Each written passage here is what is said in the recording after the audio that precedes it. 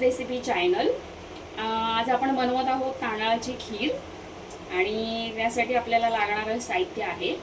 आपण 1 लिटर दूध घेतले, इकडे केशर घेतलेला आहे आणि आपण 1 वाटी बासमती तांदूळ घेतलाय, कारण बासमती तांदळाची खीर खूप सुंदर होते आणि ती लागते सुद्धा खूप छान। आणि आपण 1 वाटी साखर घेतलेली आहे।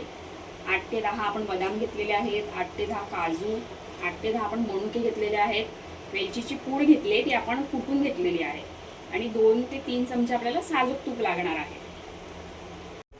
सर्वप्रथम आपण दूध तापत ठेवायचे आणि आपण एकीकडे तांदूळ भाजून घेऊया।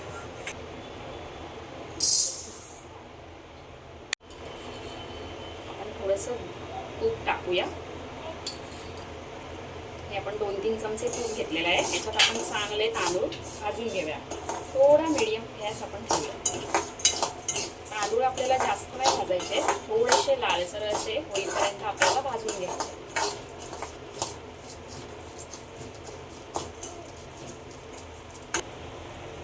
मध्ये मध्ये आपण हे परतून घेत राहायचं आहे तांदूळ।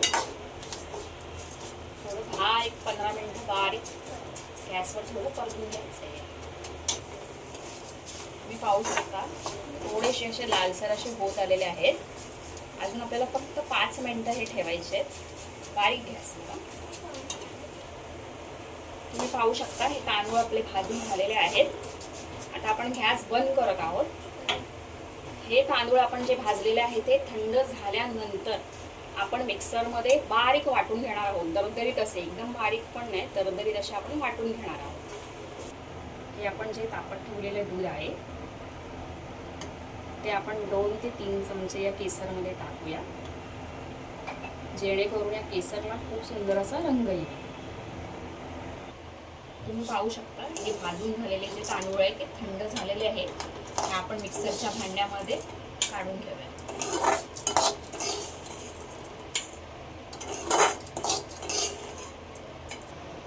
हे आपण काढून घेतलेले जे तांदूळ आहे मिक्सरच्या भांड्यामध्ये ते आपण दरदरीत मिक्सरला वाटून घेऊया।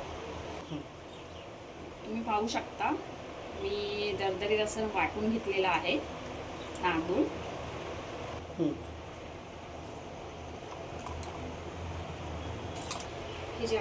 हे जे आपण वाटून घेतलेलं आहे तांदूळ ते आपण दुधामध्ये ऍड करूया।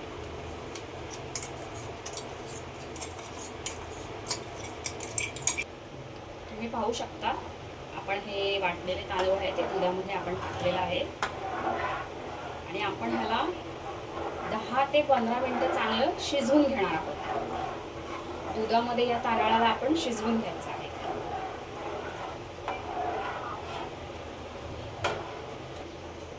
5 मिनिटं झाली आहे, खीर आपली शिजून झालेली आहे।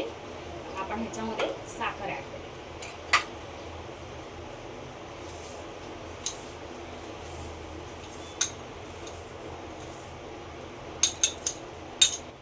अर्धी वाटी आपण साखर टाकलेली आहे। 10 मिनिटं झालेली आहेत आपली खीर शिजून। तर आपण ह्यामध्ये जे आपण मगाशी दुधामध्ये केसर थोडं भिजवलेलं होतं ते आपण ह्याच्यामध्ये ऍड करणार आहोत।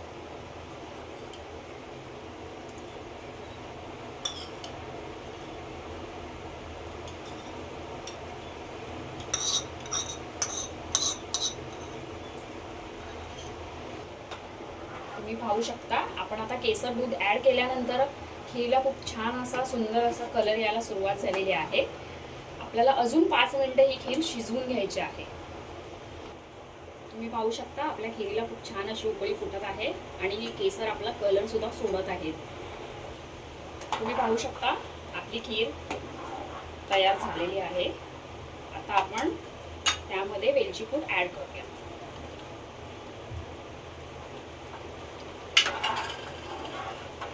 आणि थोडेसे ड्रायफ्रुट्स ऍड करूया।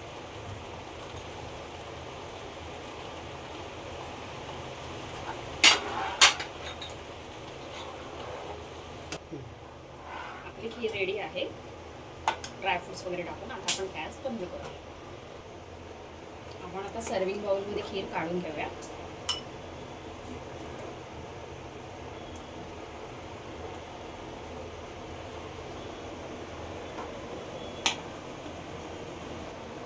आपण ह्याला ड्रायफ्रुट्सनी आपण गार्निश करून घेऊया.